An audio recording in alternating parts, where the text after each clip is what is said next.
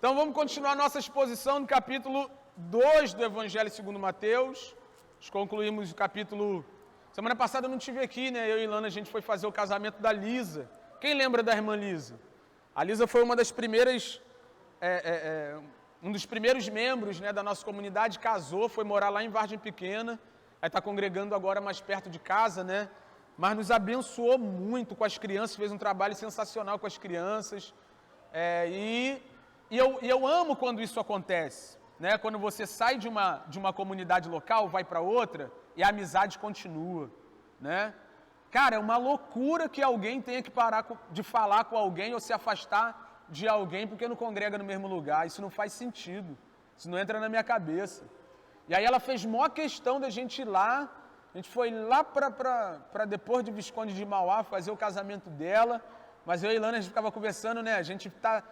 A Ilana falou assim, poxa, a gente vai lá na Lisa, mas dá maior vontade de ir para a igreja, né? A gente fica com esse sentimento de ficar na igreja. Então, semana passada eu não estive aqui, mas semana retrasada eu concluí o capítulo 1 e nós vamos dar prosseguimento na exposição a partir do capítulo 2 aqui. Amém? Vou me esforçar para expor o capítulo 2 todo, porque tem uns blocos aqui que dá para a gente resumir bem.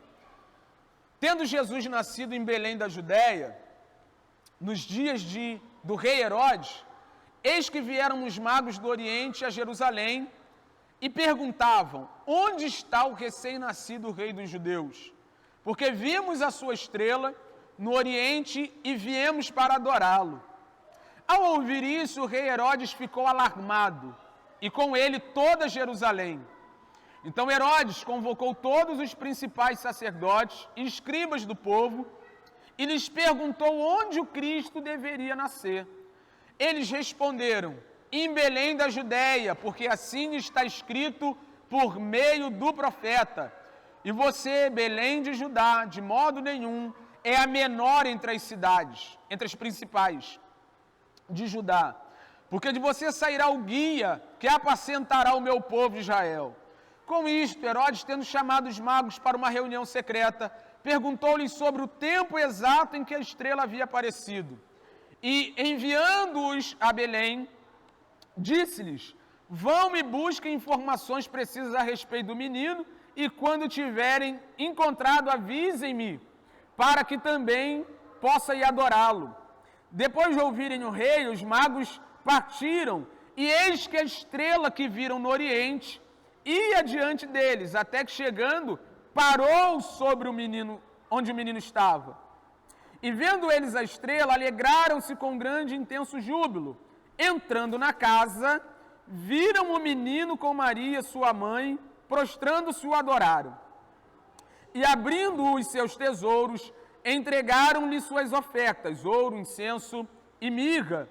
E tendo sido avisados por Deus em sonho, para não voltarem à presença de Herodes, os magos seguiram para outro caminho, para a sua terra. Depois que os magos foram embora, um anjo do Senhor apareceu em sonho a José e disse, levante-se, tome o menino e sua mãe e fuja para o Egito. Fique por lá até que eu avise a você, porque Herodes há de procurar o menino para matá-lo.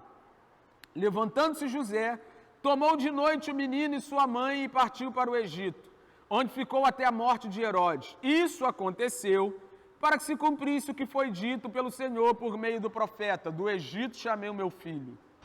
Vendo-se iludido pelos magos, Herodes ficou muito furioso e mandou matar todos os meninos de Belém e de todos os seus arredores, de 2 anos para baixo, conforme as informações que havia recebido dos magos, a respeito do tempo em que a estrela havia aparecido.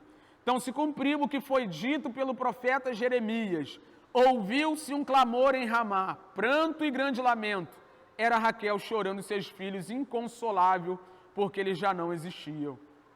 Depois da morte de Herodes, um anjo do Senhor apareceu em sonho a José no Egito e lhe disse, levante-se, toma o menino e sua mãe e vá para a terra de Israel, porque os que queriam matar o menino já morreram. Levantando-se José, tomou o menino e a sua mãe e voltou para a terra de Israel. Porém, ouvindo que Arquelau reinava na Judéia em lugar de seu pai Herodes, teve medo de ir para lá, e tendo sido avisado por Deus em sonho, José foi para a região da Galileia, e foi morar numa cidade chamada Nazaré, para se cumprir o que foi dito por meio dos profetas, ele será chamado Nazareno. Amém? Como nós deixamos isso bem claro no nosso momento de introdução, nas primeiras exposições, no capítulo 1, o Evangelho segundo Mateus, ou Mateus, ao escrever o seu Evangelho, tem um compromisso. E eu vou sempre falar sobre isso, porque sem ter isso em mente, nós não vamos conseguir captar o que Mateus está passando para nós por meio do seu registro. Ele tem um compromisso. E o compromisso dele é provar por meio do seu escrito que Jesus é o rei dos judeus esperado, o Messias prometido no Antigo Testamento. Também disse, na nossa introdução, que Mateus usa vários artifícios para mostrar que Jesus é o Cristo, o Messias, o rei dos judeus tão esperado, e o principal desses artifícios é mostrar que as profecias, ou muitas das profecias do Antigo Testamento, se cumprem na pessoa de Cristo Jesus. Agora, no capítulo 2, e ele faz isso junto com Lucas, né? Ele vai falar um pouquinho da infância de Jesus. Lucas fala um pouco da infância de Jesus, Mateus fala mais um pouco da infância de Jesus, e eu já quero antecipar para vocês que isso que está escrito aqui aconteceu dentro dos primeiros 2 anos de Jesus. Ao contrário do que muita gente pensa, e você vê nos presépios, né? Lembra do presépio? Os presépiozinhos lá do Natal? Quando os magos do texto aqui vão visitar Jesus e chegam onde Jesus já não está na manjedoura e não está mais no estábulo. Já se passou muito tempo depois que eles viram uma estrela aparecendo pelo nascimento do Messias. Então, o presépio ilustra de maneira equivocada o que estava acontecendo ali. Já haviam passado vários meses, aproximadamente 2 anos, e nós vamos ver isso no texto de maneira mais clara. E o texto começa dizendo para nós que Jesus nasceu em Belém da Judéia, um pouco mais para frente, no versículo 5 e 6 mais precisamente, a gente vai ver que isso também cumpre uma profecia do Antigo Testamento. Quando Jesus nasceu em Belém da Judéia, nos dias do rei Herodes, quem era esse Herodes aqui? O primeiro de todos os Herodes, Herodes o Grande. O homem que fundou a dinastia dos Herodes. Você vai ler o Novo Testamento ali, você vai ver vários Herodes diferentes, né? Agripa, esse próprio Arquelau e tantos outros. Não, nem tantos assim, né? Mas alguns outros. Mas esse aqui é o primeiro, Herodes o Grande, que governou toda a Palestina e foi estabelecido como o rei dos judeus pelo Império de Roma. É esse homem que está reinando, é esse homem que está sobre o trono da Palestina inteira. Depois, quando ele morre, o reino dele é fragmentado, é dividido entre os filhos, né? Mas ele foi o Herodes que reinou num território maior do que todos os outros Herodes. É esse cara que está no trono. E nos dias dele, ele morreu no ano 4 a.C., né? Então foi perto disso, entre 6 e 4 a.C., a Bíblia diz, o texto que nós lemos aqui, diz que uns magos do Oriente chegaram a Jerusalém. E você conhece a história que é contada por aí, as tradições, né? Acerca desses magos, até mesmo olhando os presépios ali, você olha ali, você pensa que sabe o que está acontecendo ali, mas quando você vai para o texto bíblico e para o contexto histórico, você vai ver que não é bem assim. E a primeira coisa que eu queria desmistificar aqui é que eles não eram reis. Esses magos não eram reis, né? As pessoas chamam eles de reis magos, e essa tradição apareceu no século VII, que eles eram reis. Existem nomes para esses caras, né? Dizem também que o número era de 3 magos, lembra do presépio? 3 magozinhos, e isso era pensado a partir do número de presentes, mas não, a Bíblia não diz isso. O texto bíblico dá pouquíssima informação sobre esses magos, mas essas coisas, é certo a gente afirmar, eles não eram reis. Impossível de serem 3 pessoas apenas, em virtude de serem quem eram, né? E uma outra informação que é muito importante. A palavra mago aqui no texto é melhor entendida como sábios. Pessoas que no Antigo Oriente ajudavam na corte, os reis da época, orientando, e eles eram conhecidos como magos porque eles tinham domínio de muitos saberes. Eles mexiam com astrologia, com astronomia, com medicina, lógico também que com magia, encantamento, ocultismo. Eles eram peritos em muitos saberes, e por isso eles eram chamados de magos ou sábios. E eu vou te mostrar onde eles aparecem, a menção deles aparece na Bíblia pela primeira vez. Põe pra gente, por gentileza, Daniel capítulo 2, versículo 2.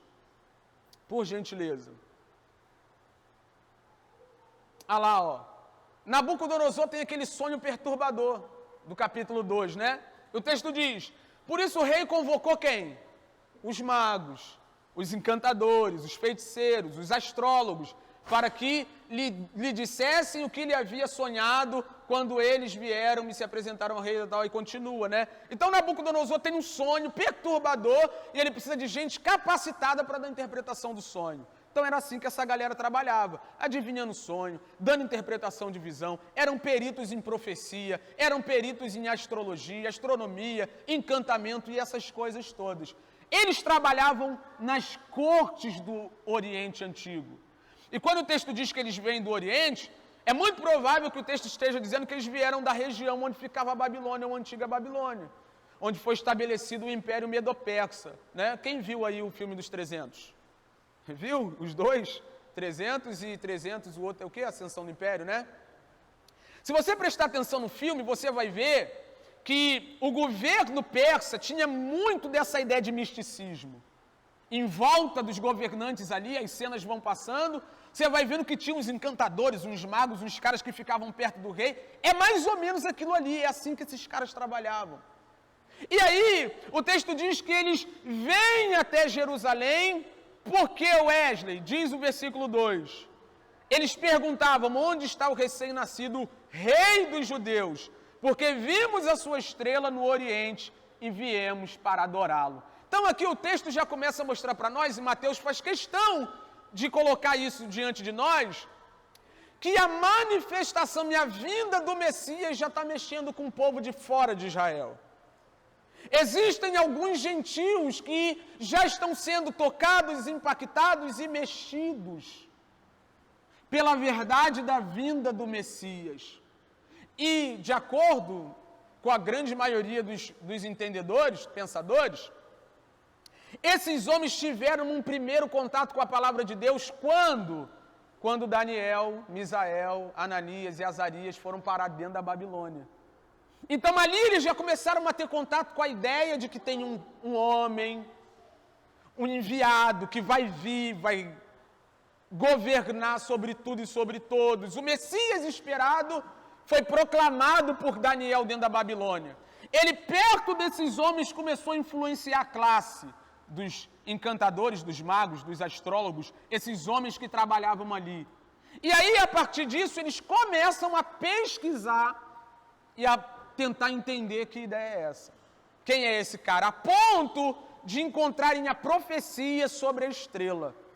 E, para nossa surpresa, né, o homem que profetizou a estrela, que guiaria as pessoas até o Messias esperado, foi aquele que é símbolo do falso profeta na Bíblia inteira.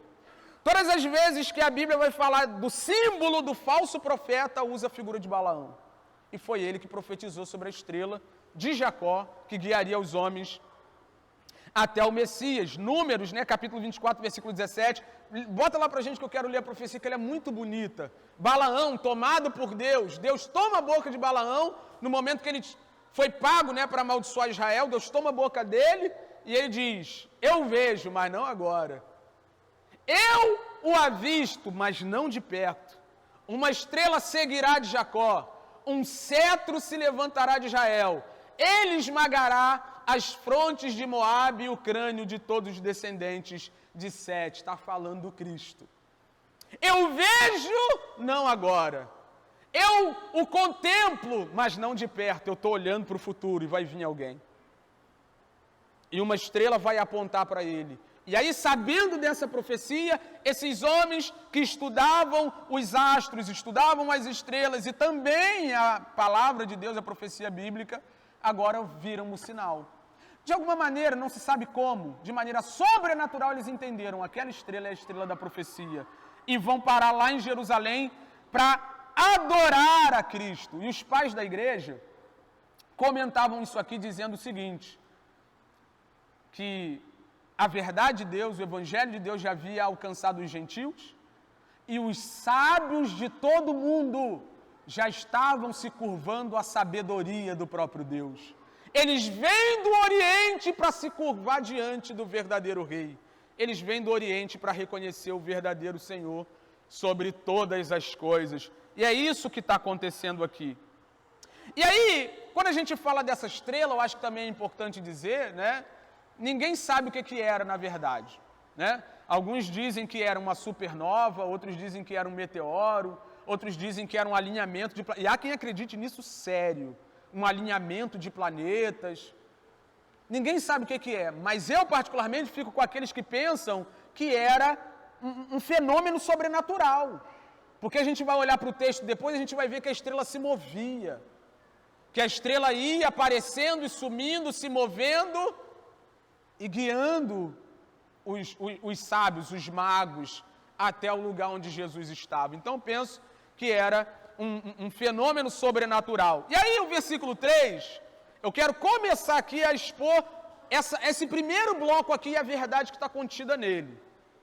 Versículo 3 diz que ao ouvir isso Herodes ficou alarmado, perturbado. Olha para mim, esse primeiro bloco aqui, ele é grande, mas ele fala de 3 coisas basicamente. 3 coisas. A primeira, tem gente que não faz parte do povo de Deus, mas que ouviu sobre o Messias e vem para adorá-lo. É o povo gentil, tocado pela verdade de Deus e vem se curvar diante dele. Segunda verdade, está no versículo 3. Herodes era o governante da Judéia, declarado por Roma rei dos judeus, mas a gente sabe que ele não é o rei dos judeus. E quando ele ouve dizer que o verdadeiro rei está para aparecer, ele fica tonto. E mais para frente a gente vai ver que ele trama tudo para dar um fim no verdadeiro rei, para acabar com a competição. Que irado, ele dá cabo de, não sei, dezenas de crianças, só para destruir o verdadeiro rei. É uma outra reação diante da verdade do Messias. A primeira reação, o gentil, o cara de fora, o cara de longe, que ouve que tem um Salvador, um Messias esperado e vem para adorá-lo. A segunda reação, alguém que está sentado no trono que não lhe pertence, ouve que o verdadeiro rei está vindo e já começa a ficar perturbado. Isso é o homem, irmão. Ele está descrevendo os homens de modo geral. Há quem ouça e vem para adorar. E há quem ouça e fica perturbado, por quê? Porque não quer sair do trono onde está. É o que Mateus está colocando aqui. É o que Mateus coloca diante de nós. Alguém que ouve de fora, vem adorar. Alguém que já está perto daquilo ali. E o versículo 4 vai deixar muito claro que Herodes sabia dessa profecia. Ele conhecia a história do Messias. Versículo 4 ele diz: então Herodes convocou todos os principais sacerdotes e escribas e lhes perguntou: onde o Cristo deve nascer? Ele conhece a profecia. Herodes sabe que tem um Cristo para vir. Herodes sabe que tem um Messias para chegar e resolver os problemas dos homens e governar sobre os homens. Ele sabe disso. Mas o coração de Herodes, a reação de Herodes é a seguinte: eu não quero que ele apareça. Eu não quero me sujeitar a ele, eu não quero perder o meu trono, eu não quero perder o meu governo. E agora vem a terceira e pior classe para mim, no meu ponto de vista no texto, é a terceira e pior classe do texto. Primeira classe, o gentil de fora que vem adorar o Cristo. Segunda classe, alguém que conhece a profecia, mas não quer abandonar o trono, não quer largar o seu autogoverno. Terceira classe, está aqui no versículo 4. Ele convoca os principais dos sacerdotes e escribas e lhes pergunta onde o Cristo haveria de nascer. Esses principais sacerdotes e escribas eram os oficiais do templo que tinham a responsabilidade de traduzir e aplicar a lei. Era a responsabilidade deles. Não tinha ninguém em todo Israel que conhecia mais Bíblia do que os principais sacerdotes e escribas. Herodes diz para eles, cara, tem um povo aí dizendo que a estrela do Messias apareceu. Onde é que ele vai nascer? Eles dizem, de boa, né? Versículo 5 e versículo 6, citando Miqueias. Miqueias capítulo 5, versículo 2. Em Belém da Judéia, porque assim está escrito por meio do profeta, e você, Belém, terra de Judá, de modo nenhum é a menor entre os principais de Judá. Então está citando uma profecia, eles de boa, eles conhecem de profecia. Eles pregam a Bíblia como ninguém, mas o contexto mostra de maneira bem clara. Os magos, os sábios vêm adorar, Herodes fica perturbado e os entendedores de Bíblia ficam indiferentes. Essa é a condição espiritual do povo de Deus, suposto povo de Deus no primeiro século. Nos primeiros anos, na vinda de Cristo. Tem uma profecia extremamente aguardada se cumprindo. Eles ouvem que a estrela apareceu, que tem alguém procurando Cristo, que muito possivelmente o Cristo nasceu, e o povo do templo não está nem aí. Eu não sei vocês, mas eu fico com a mesma sensação em relação à parte da suposta igreja. Na verdade, a parte da igreja que eu acho que é a suposta igreja, né? Tem gente que não quer que Cristo nem venha, irmão. Você falar sobre a volta de Cristo, eles ficam até meio... né? Só que eles são principais dos sacerdotes, né? Eles são escribas, eles entendem da palavra de Deus, eles entendem de profecia. E aqui nós vemos essas três reações distintas. Alguém que sabe de profecia e vem adorar o Messias. Alguém que sabe de profecia e fica doido porque o Messias vai vir, ele não quer perder o lugar dele. Ele não quer perder o trono dele. Herodes é essa classe de gente. Eu não quero perder o governo para o Messias. Eu não quero que ele governe no meu lugar. E tem essa terceira classe, é gente religiosa. É gente que entende Bíblia. É gente que entende de lei. É gente que sabe perfeitamente o que está escrito, mas quando ouve o que está se cumprindo, fica indiferente. Está pouco se lixando para as verdades da palavra de Deus que estão se cumprindo diante dele. Então não importa se é um escriba, se é um principal dos sacerdotes, o que importa é como que a mensagem do Cristo bate no seu coração, de que maneira você reage em relação a ela. Cristo Jesus, o Messias esperado nasceu, irmão. E você está enquadrado dentro desses três grupos aqui. Você está aqui. Ou você é alguém que reconheceu e está disposto a adorá-lo e se render diante dele. Ou você é alguém que está desesperado porque não quer se submeter a ele. Ou você é alguém que não está nem aí para a hora do Brasil. Mas também não sai daqui do nosso meio. Aí ele, a partir do capítulo 7, né, ele vai falar da trama de Herodes.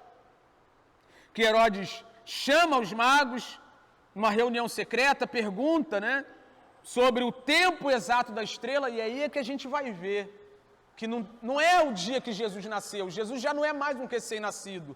Jesus já está grandinho, já tem meses ou até um pouco mais de um ano de vida. E aí ele diz, vai lá, vão para Belém, busquem informações precisas a respeito do menino e quando tiverem encontrado, avisem-me para que eu também vá adorá-lo. Isso aqui é escandaloso. E os magos, os sábios não sabem. Você sabe porque você tem a Bíblia completa. Mas os magos não sabem que alguém que quer matar o Cristo para o Cristo não governar sobre a vida dele, está diante deles fingindo que é um adorador. Vai lá, procura o Cristo que eu também quero ir adorá-lo. Isso mostra de maneira bem clara, irmão, que é fácil você fingir que é um verdadeiro adorador do Cristo. Você passa batido diante das pessoas quando você diz, cara, eu quero Deus também. Estamos juntos, pô, sou de Jesus também e tal, aquele negócio todo. Mas o desdobramento do texto mostra o que Herodes queria de verdade, a ponto de assassinar dezenas de crianças. Então esse cara é capaz disso. De dizer, poxa, eu também quero adorar o menino. O texto diz que depois que os magos ouviram o rei, eles partiram, e eis que a estrela que viram no Oriente ir adiante deles. E é aqui que eu penso que é um fenômeno sobrenatural. Porque eles viram a estrela no Oriente, a estrela desapareceu, eles chegam em Jerusalém perguntando, cadê o Cristo? Cadê o Cristo? Cadê o Cristo? Cadê o Cristo? Quando eles saem da presença de Herodes, eles veem de novo, a estrela aparece lá de novo e começa a guiá-los novamente. E aí o texto diz que a estrela foi adiante deles, até que chegando, parou sobre onde o menino estava. E olha o versículo 10. E vendo eles a estrela, alegraram-se com grande e intenso júbilo, e entrando na casa. Entraram onde, irmão? Na casa, amém? Então não é um estábulo. Jesus já não está mais numa manjedoura. José, Maria e o menino tem uma casa agora. Não sei de quem é, não sei se é alugada, não sei se alguém emprestou. Eu sei que eles têm uma casa e eles estão lá. Estão lá dentro dessa casa. Então, se você tem um presépio em casa, me perdoa, seu presépio é um mentiroso. Não é uma manjedoura a mais. Jesus já está dentro de uma casa, confortável, bonitinho, direitinho. Eles entram na casa e depois de entrarem na casa, vendo o menino com Maria, sua mãe, prostraram-se e o adoraram. Se fosse Herodes aqui no lugar deles. Não, vai lá, procura informação sobre o menino, vê direitinho onde ele está que eu vou lá para adorar.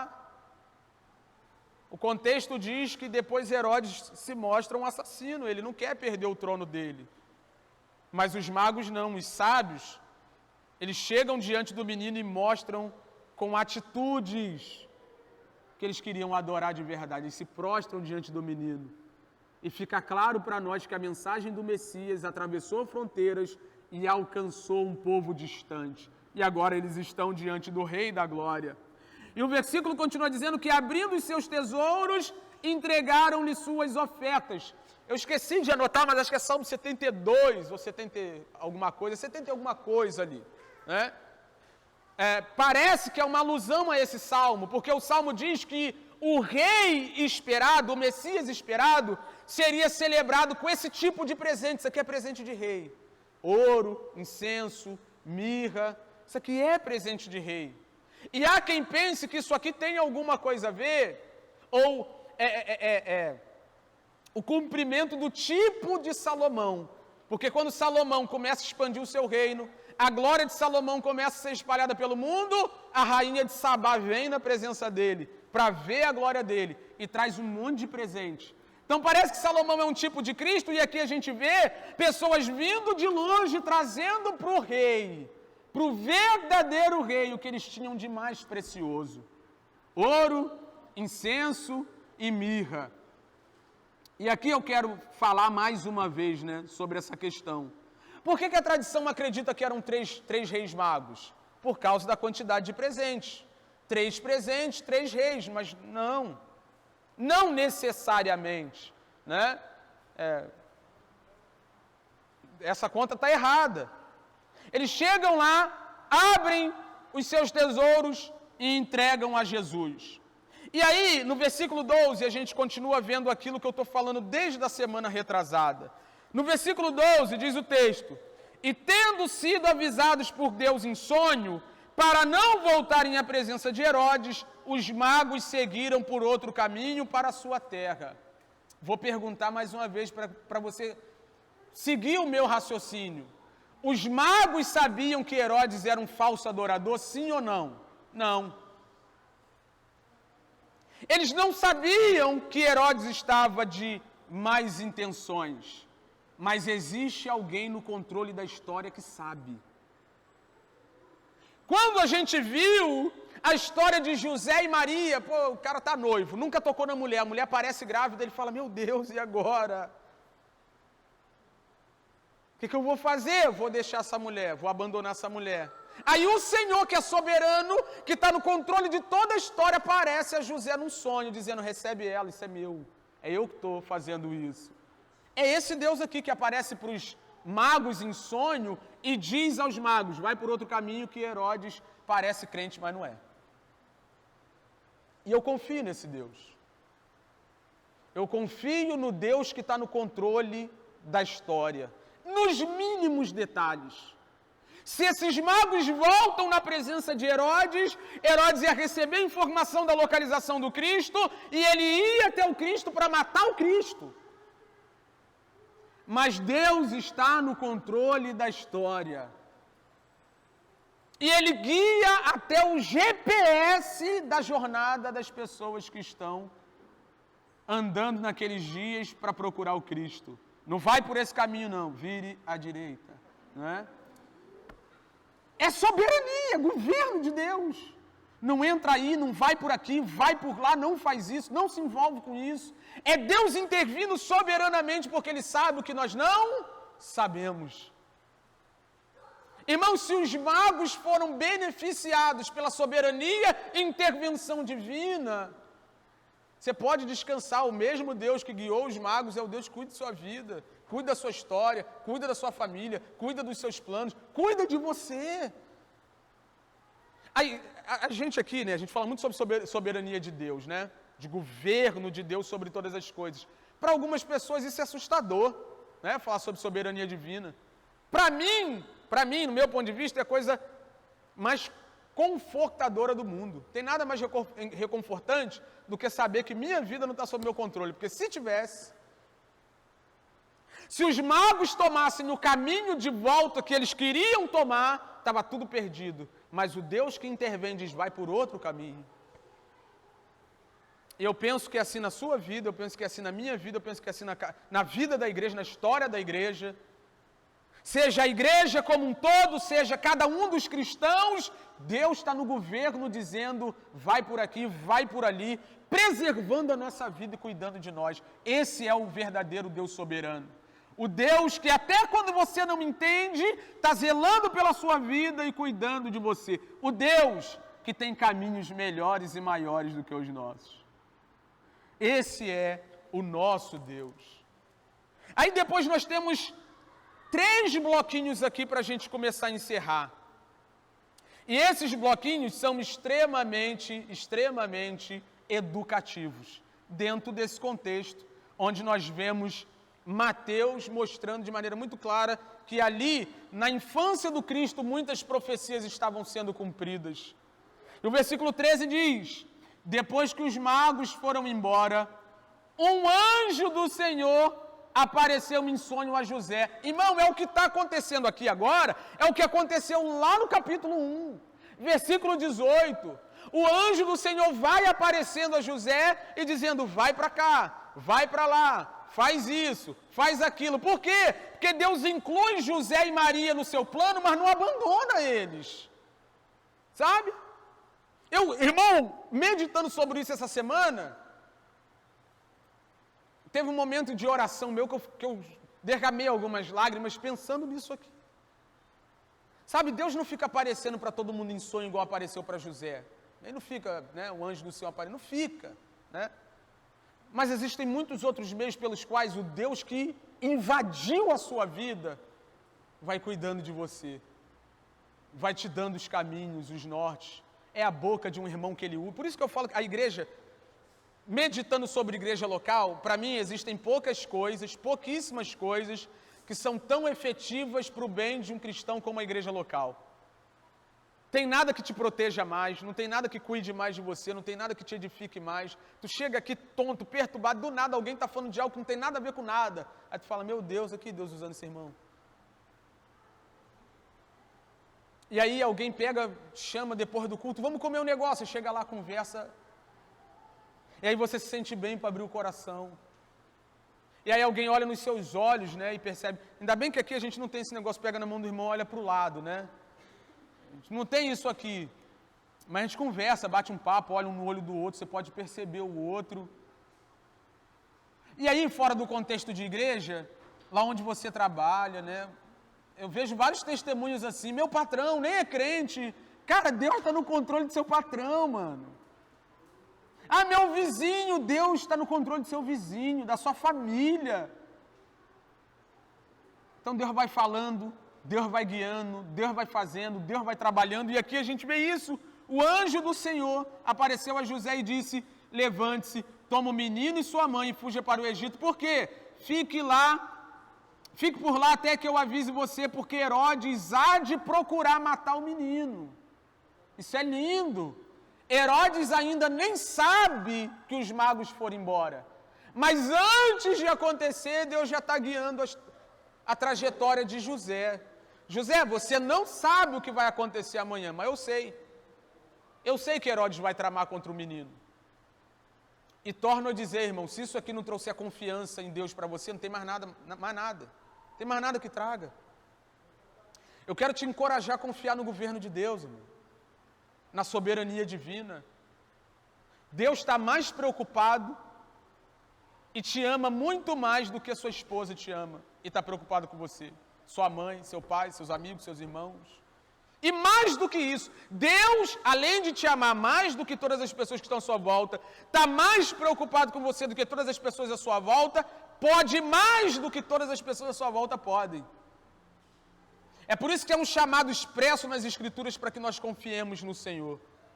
O Deus que apareceu a José em sonhos, irmão, continua aparecendo, continua se revelando, continua usando gente, usando situações para cuidar da minha e da sua vida. Confia nesse Deus. E o exemplo de José está claro aqui, né?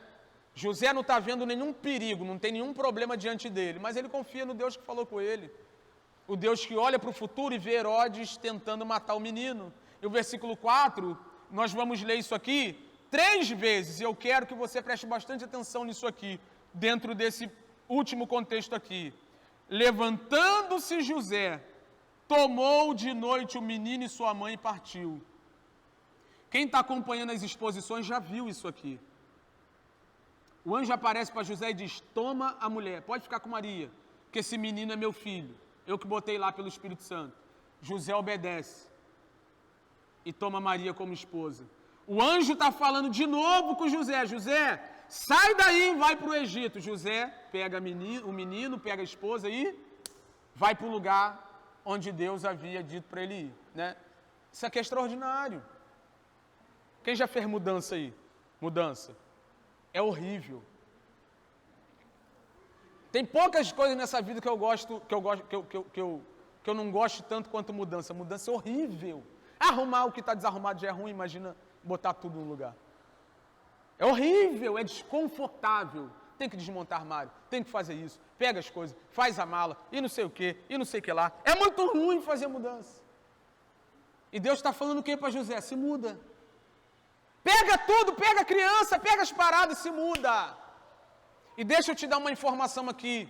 José não tinha um caminhãozinho para botar as paradas. José era pobre, Maria era pobre. Onde é que isso fica provado? Quando eles vão oferecer o sacrifício por Jesus, né, na consagração no templo, lá em Lucas, eles oferecem 2 pombinhos, 2 pássaros, né? Existia 2 tipos de oferta para essa consagração. O povo pobre dava 2 passarinhos, 2 rolinhas, não tinha muito dinheiro, né? E o povo rico dava cabrito, dava um animal de maior porte.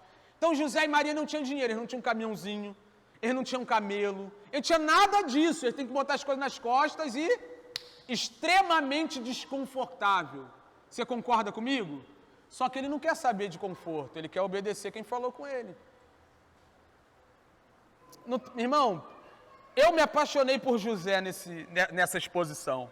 O cara era o que a Bíblia diz mesmo. O texto diz, nós vimos isso lá no capítulo 1, que José era justo. Lá no versículo 19 do capítulo 1, sendo José, com quem Maria estava para casar, sendo um homem justo, ele era justo. Quem é o justo do Antigo Testamento? O crente, o temente a Deus. E como é que você mostra que você teme a Deus? Como é que você mostra que você realmente confia no Senhor? O anjo aparece e diz, vai, você levanta e vai. Eu torno a dizer, irmão, mudança é extremamente desconfortável, mas José não está atrás de conforto. Deus não nos chamou para sermos felizes e andarmos em conforto, Ele nos chamou para sermos fiéis. Fiéis àquilo que ele diz, aquilo que ele manda, aquilo que ele fala, e não importa o quão desconfortável seja, eu olho para esse homem aqui e o texto diz: levantando-se José, tomou de noite o menino e sua mãe e partiu. Você vê que não tem murmuração, você vê que não tem questionamento. Jesus, Deus, Jesus está pequenininho, tem meses, a mulher aí ainda está com dificuldade para se recuperar, não tem carro para botar, ninguém não fala nada disso. Ele pega o menino e a esposa e só vai, né? Só vai. A gente precisa obedecer igual José. José é um modelo de obediência. Não é um modelo moral, ele é falho, ele é pecador e tal, mas quando a oportunidade de obedecer está diante dele, ele simplesmente obedece. A gente precisa adotar um modelo de obediência. Só vai, irmão. Só vai, só seja, só faça, sem questionar, sem ficar brigando com o anjo. Irmão, vai. Caminho da obediência é extremamente desconfortável. E ele vai embora. Versículo 15, onde ficou até a morte de Herodes, né? Isso aconteceu para que se cumprisse o que foi dito pelo Senhor por meio do profeta: do Egito chamei meu filho. Oséias 11:1. Mais um cumprimento de uma palavra, de uma profecia do Antigo Testamento. E Mateus avança com seu propósito de provar que Jesus é o cumprimento do Antigo Testamento. Versículo 16, o texto diz que, vendo-se iludido pelos magos, Herodes ficou muito furioso. Esse é o verdadeiro Herodes. Eu já tive a oportunidade de caminhar com pessoas que elas vão fingindo que é isso aí. Vão fingindo, até que o cerco vai se apertando. Até que a situação pede um pouco mais de comprometimento. Até que a gente precisa apertar um pouco mais o parafuso. E alguns se submetem, se sujeitam e vão continuar caminhando. Mas outros, não sei se você sabe disso ou se eu já falei sobre isso aqui, né? No passado, o pessoal do discipulado já ouviu falar sobre isso quando a gente fala de disciplina eclesiástica, né? No passado, não tinha luz elétrica. E os pastores que ficavam no campo na madrugada, no escuro, não conseguiam ver o que estava diante deles. Mas as ovelhas ouviam a voz do pastor e eram guiadas pela voz, né? Já viu o vídeo na internet? É muito legal. O pastor fala, aquela mutueira de ovelha vem. E era assim que funcionava. A porta dos apriscos era muito estreitinha. Aí o pastor ficava ali, abria as pernas assim, fechava a porta do aprisco e chamava as ovelhas para botar dentro do aprisco de madrugada. Só que ele não está vendo quem está diante dele, se é ovelha ou se é bode, e andava misturado. O que ele fazia? Pegava uma vara, abria as pernas, ia chamando, ovelha por ovelha ia passando, ele dava uma varada. Ele dava-lhe uma varada. Se fosse ovelha, ficava mudinha, porque a ovelha não reage. Isso é natural dela. E é por isso que o Cristo é ilustrado assim, não é? Como ovelha muda foi ao matadouro sem abrir a sua boca. É assim que a ovelha é dócil. Ovelha não reage, né? Aí ele dava-lhe uma varada, se não reagiu era ovelha, ele botava para dentro. Mas quando chegava o bode, ele dava-lhe uma varada, o bode vinha mordendo, dando cabeçada e agredindo, porque bode é assim. Eu já tive a oportunidade de caminhar com gente também, que quanto mais você vai apertando, mais você vai vendo se é mago que quer adorar de verdade ou se é Herodes, que só finge que quer adorar. E esse versículo 16 revela quem é Herodes, furioso, irado. Por quê? Porque o plano de matar o menino não foi adiante. Esse é o perfil de muitas pessoas que estão no meio de nós. Gente que estão envolvidas com a profecia, estão perto da palavra, já ouviram sobre o Cristo, e quando a ideia do Cristo tirar eles do trono deles para reinar sobre eles, aparece eles endoidam. E o texto diz que ele fica furioso e manda matar todos os meninos de Belém e todos os seus arredores de 2 anos para baixo. É aqui que a gente entende que Jesus não era recém-nascido. Ele pergunta aos magos, quando que a estrela apareceu? Os magos dizem, tal dia, tal mês, né? Aí faz uma conta ali mais ou menos. Desde que a estrela apareceu e os magos chegaram aqui, deve ter aproximadamente uns 2 anos. Então era muito provável que Jesus tinha aqui um pouco menos de 2 anos, quase 2. Já estava um garotinho crescidinho. Então, para garantir que Jesus não vai escapar, ele mata todos os meninos de 2 anos para baixo, ali em Belém da Judéia. E aí o texto diz que ele faz isso conforme as informações que havia recebido dos magos, a respeito do tempo que a estrela havia aparecido, como eu havia explicado agora, né? Versículo 17. Então se cumpriu o que foi dito pelo profeta Jeremias, né? Jeremias 31:15. Houve-se um clamor em Ramá, pranto e grande lamento. Era Raquel. Quem era Raquel? Raquel é a mulher de Jacó, né? Que deu à luz a alguns dos filhos de Jacó, e é simbolizada aqui como a mãe da nação, chorando por seus filhos, inconsolável, porque já não existem. Mais uma profecia se cumprindo acerca do Cristo no Novo Testamento. Mateus está mostrando, tudo isso que está acontecendo aqui não é por acaso. É o Antigo Testamento, a palavra de Deus, aquilo que vocês têm como Bíblia, se cumprindo nesses acontecimentos.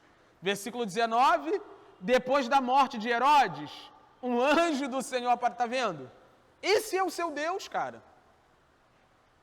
O anjo do Senhor apareceu no nascimento do menino, o anjo do Senhor apareceu quando ele tinha que se mudar para o Egito, agora o anjo do Senhor aparece novamente no Egito e ele diz, levante-se, tome o menino e sua mãe e vá para a terra de Israel, porque os que queriam matar o menino já morreram. Mudança de novo.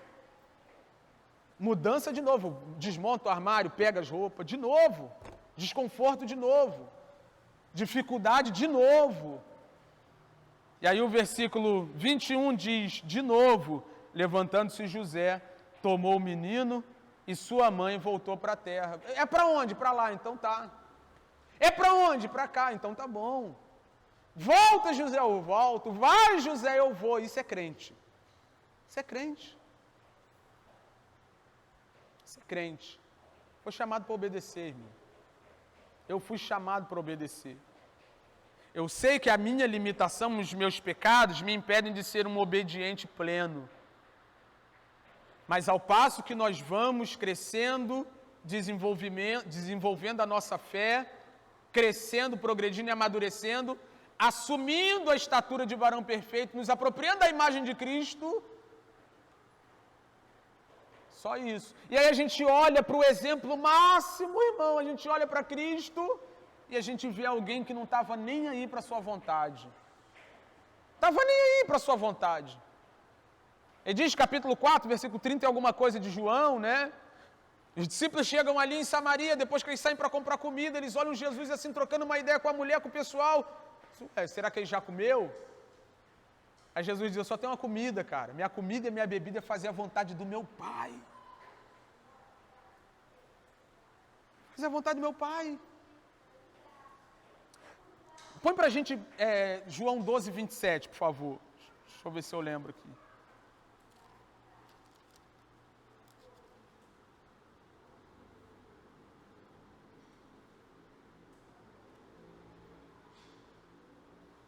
João 12, 27, olha lá.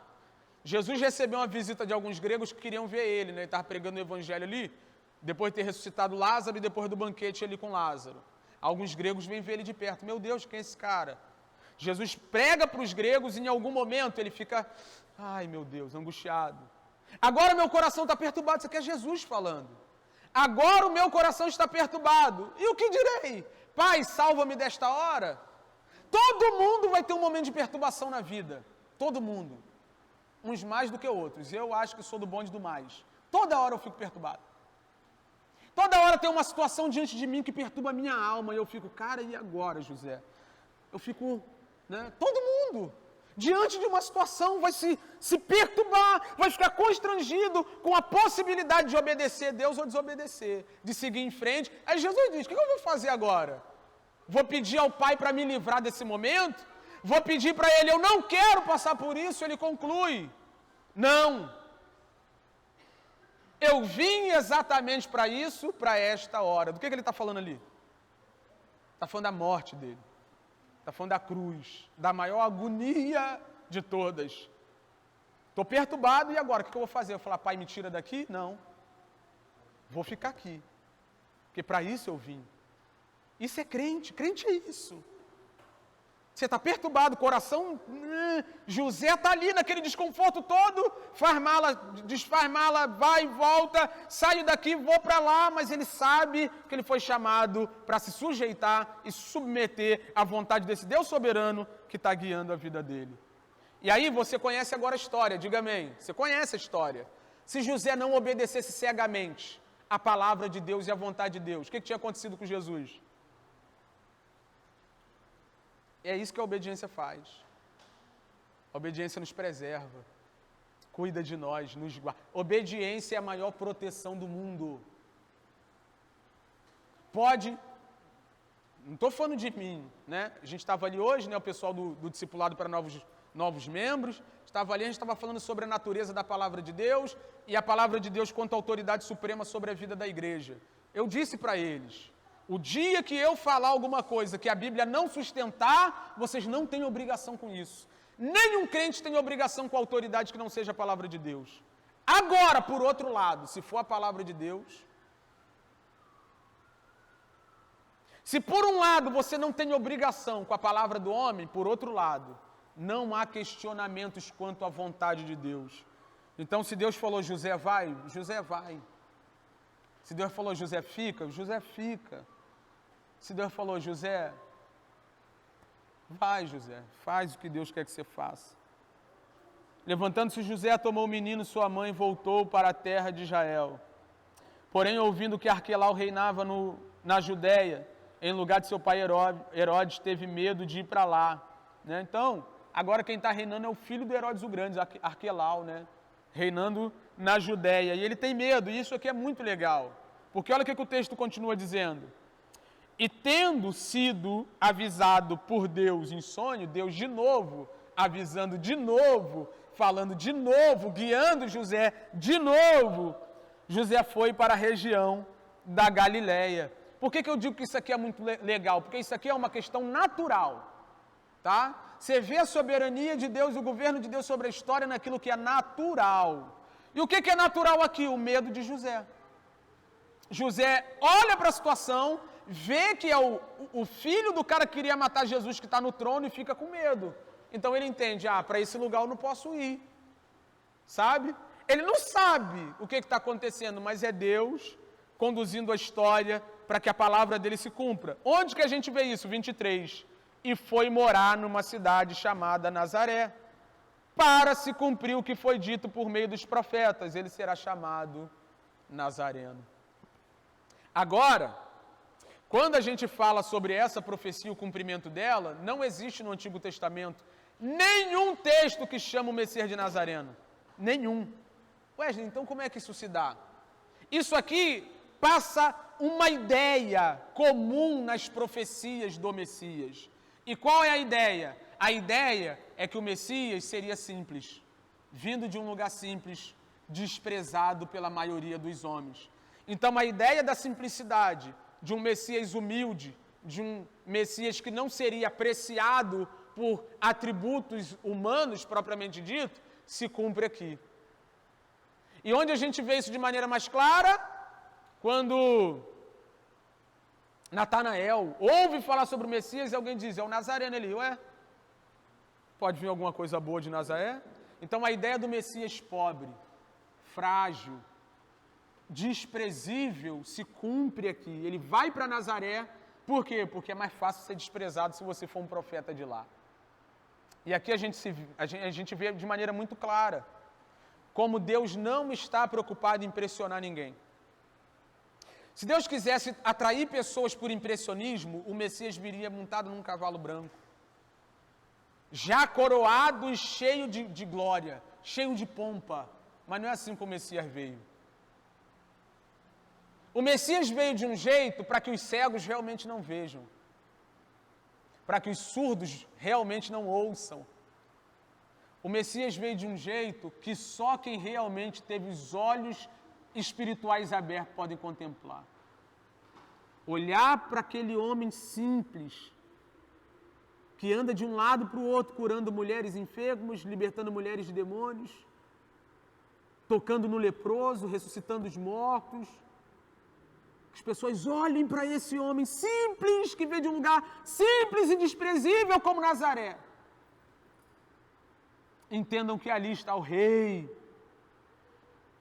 não só dos judeus, mas de toda a terra, de toda a criação. Fica claro aqui o que o apóstolo Paulo falou sobre as escolhas de Deus, aquele que escolhe as coisas simples para confundir as grandes, as tolas para confundir os sábios, as pequenas para confundir as grandes. Esse é o nosso Deus, ele não está a fim de impressionar ninguém.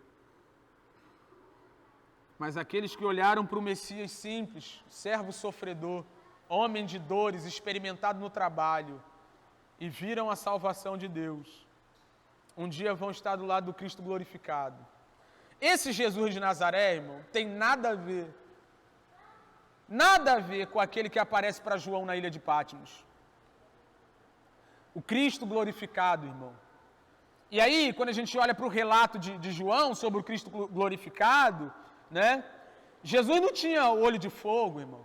Não tinha olho de fogo, não tinha cabelo branco, não tinha nada disso, né? João diz como olho de fogo. Seu rosto brilhava como o sol ao meio-dia. É porque ele não encontra palavras humanas para descrever a grandeza do Cristo glorificado. Aí o que vem na mente assim, cara, o olho dele parecia tocha de fogo. Esse é o Cristo, ressurreto, glorificado. E aqueles que confiaram no Cristo Nazareno, no Cristo desprezado, no Cristo da cruz. Ali é o ápice da humilhação. Ele começa humilhado quando nasce numa manjedoura, passa por maior humilhação quando vai morar em Nazaré, e o ápice da humilhação é ele pelado na cruz, nu, exposto por mim e por você. Quem olha para a cruz de Cristo e vê o Salvador, aí, irmão. O apóstolo Paulo diz que a mensagem da cruz, o Cristo da cruz é loucura para quem vai perecendo. É loucura para o grego, porque o grego está acostumado com um herói igual Hércules, da mitologia grega.